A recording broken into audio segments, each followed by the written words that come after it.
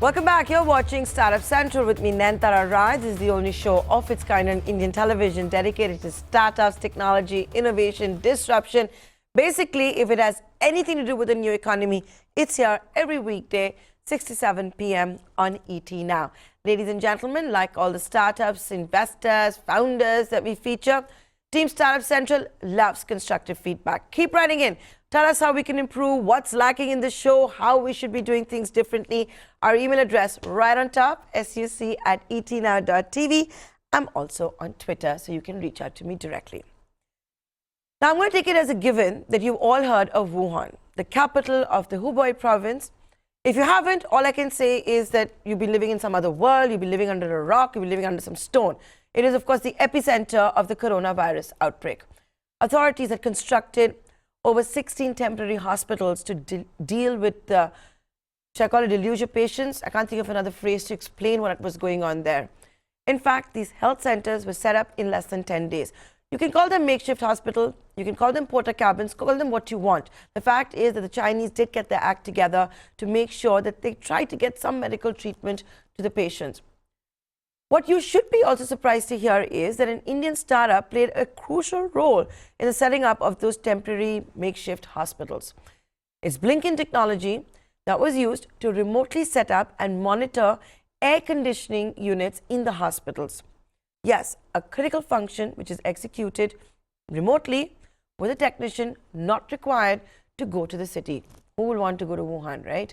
Rahul Dayama caught up with the founder of BlinkIn Technologies to understand what went on, how they got the mandate, and how bad the situation is if it's still bad. Thank you so much, Ash, for taking out the time and joining us on ET Now Startup Central. Very interesting. There's an Indian technology and pure software that's really powered how air conditioners were really set up at the heart of where the coronavirus outbreak has happened. How did all of it really fall in place? How did you go on to really play a role in how a hospital, and we all know China is very good at it in setting up these hospitals so much more quickly. How did you really get on board with the solution? So we started off with China, not with China, but with the actual manufacturer of these units last year. So they were our first customers that we have onboarded. And post that, Wuhan happened. And fortunately, they reached out to Hubei, which is our first customer, right? And they asked if they can help them with air conditioning units and air control units that they have installed in the hospital, right? And they jumped on the opportunity. They said, yes, we can do that. And the way that they did was they had this service called XCare. Now, this XCare is powered by our software called BlinkIn, and they use BlinkIn in order to give remote guidance to people in China to install these units. They installed about 60 to 70 units approximately, and yeah, that's how everything came together. And it's very critical also because we all know that at an outbreak, and all the more at hospitals where the medical staff themselves are so much more at risk, it's impossible to have a technician go down and do that job. And your software, your technology has helped them remotely install, you're saying, about 60 air conditioners, which are very crucial, right, again, at hospitals to ensure that the air quality is really being maintained at the core of where they're treating a lot of these patients. Exactly. So it's close to 60 to 70 units that they have installed so far. And yeah, I mean, basically, I guess the hospitals were set up in about 10-12 days, so it's very critical, and especially it's a very mission critical thing that they did, and I guess a lot of companies are following in post these kind of incidents, and we are also something that a lot of companies are trying to use right now. All right. Could you talk to us about the technology really powering this? What really happens at the back end? It may seem like a simple video call that you're having, but it's really beyond that because there are critical functions that have to be managed. There is expertise that only a few people can really bring, and a software layer. What's the technology that is really powered? So what our video platform is essentially AI driven and AR powered. So it's driven by artificial intelligence, and we use augmented reality in order to bring that learning, bring that knowledge on the screen of the user, and guide people and assist people in doing things that they're supposed to do. Our core technology is able to basically see if someone is doing something correctly or not, and guide the people in the right direction. And for God knows some reason, if our technology is not able to solve those problems, it puts a real human expert in the loop. So it says well, I can't do this. Let's talk to someone which is more expert at this. Very interesting how you've really used the technology to really power how installations took place at Wuhan. Could you show us a demo really for our viewers to really understand how this entire operation has worked out? Absolutely. So I guess this is a small video clip that we would be able to understand like what exactly went there, right? But it's not exact clip from China. It's something that we built it over here. In this particular use case, someone is guiding someone to start a CNC machine, right? And just to give you a little bit of more context, our application or our platform is entirely web-based. Yeah, I mean, you don't really have to install any application. It just works in a web browser, all right? So if you can see, if I can go back slightly, over here maybe, the agent is giving some instructions, right? I mean, and then those instructions kind of like stick to the object over here, right? And basically, they can add tags, they can use different tools that are available, and because it's very crystal clear what someone has to do, the communication is very straightforward, right? You understand what you have to do, and then basically you're able to do that. And there are certain tools available within the platform, right? So you can use augmented reality tools, you can enable a lot of other accessories attached to the phone, right? So you can use torches, you can even use phone's USB cable to program third-party devices, which is something that we have recently deployed in our platform. So I guess that's how the entire thing came into existence with China and Wuhan and Hubei and Xcare and with BlinkIn. The entire experiment or real-time access that has really played a role in the Wuhan hospital. What's the average timeline to really set up an air conditioner? Of course, we've spoken about how it's impossible to get someone there at the outbreak. What's the average time that it really takes for the entire mission to be accomplished? It's hard to tell out of the bat because most of these machines are very customized to the clients, right? And they could be as long as a few meters to few 10, 20 meters, right? So, and the kind of equipment that goes into it needs its own set of installation expertise. So it's really hard to tell at the moment, just by saying that this was the average time that went into it. What it actually I can tell right now is like it definitely avoided people from Germany visiting China, and henceforth at least avoiding some sort of contact with Wuhan or coronavirus there. Which is so very more crucial, especially at the outbreak that is now the fear has gripped the entire world. And the travel bans aside, we know how much more risk are the medical staff also that they're really involved. What was your first reaction? You're a startup that's really based out of Bangalore, incubated here at NASCOM right now.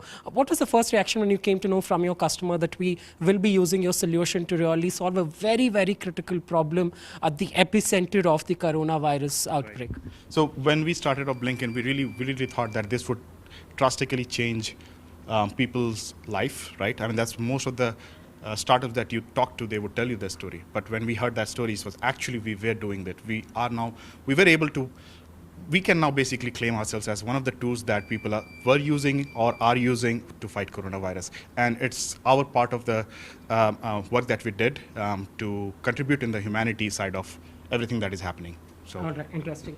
Beyond this itself, what's the use case like? Because what you're trying to really work on and sell is a very smarter way of how concerns, complaints can be addressed.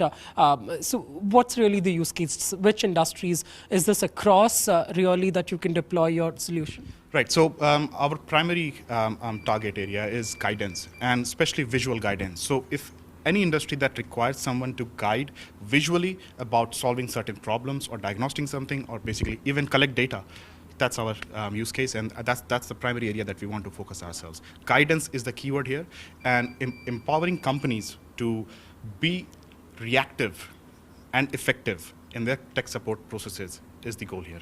Got it. But so very sector agnostic. That way, if someone does want you to work on something for a particular industry, you would be able to do it because the core of the technology sort of remains the same across verticals. Exactly.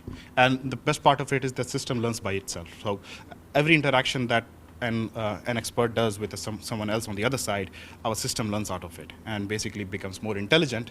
And if you, as a company owner, you want to automate certain processes, you can automate that in flick of a button. So. All right. how difficult has it really been? You're a startup. How difficult has it been to convince customers? And, we're discussing, you have a lot of them globally now, that this is an innovative way to really solve, because it's massively human driven, right? Human touch points, human presence is all the more important. We know how the entire customer care value chain really works. You end up waiting a lot more time, get that call answered, then you have an expert calling you back and all of that.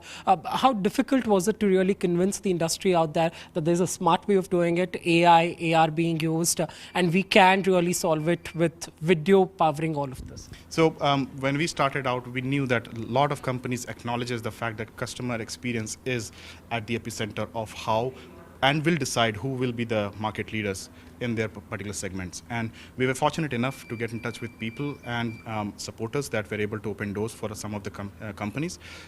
We try to, basically the entire journey has been for about 2.5 to 3 years for customer reach out. And because we were in touch with people that were synchronized and resonated with our vision, they were able to put us in touch with the right companies. And every company that we have worked so far are very customer centric, and even one of them has tagline. Hubei has the tagline of pioneering for you, so there's pioneering for your customers, right? Maybe it's below. I'm slightly confused, but yeah. So it's very customer centric. Companies that we have interacted with. And I guess as more companies become aware of how customer experiences affect their overall turnover or overall, customer churn rates and everything, they will fall in line. Got it. What's the plan really going ahead?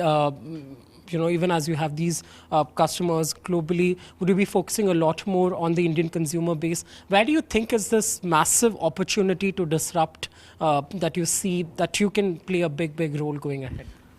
We see the opportunity in both B2B and B2C segments, right? I mean, as you can say, that guidance is something which is needed across every industry, even in your own personal homes, right? You can think of this as maybe in a couple of years you will find a BlinkIn service or BlinkIn bot that sits in your mobile phone, and if you ask it like how to fix my IKEA furniture, or maybe how do I assemble my computer, or maybe how do I build a 3D printer, everything will be guided by this bot. That's the future that I'm looking at, and I think that's quite a possibility as of today, how our technology stands. Right. Sounds very futuristic for now, but you've been able to crack the initial one. Congratulations. Thank you for joining. Thanks a lot. Thanks.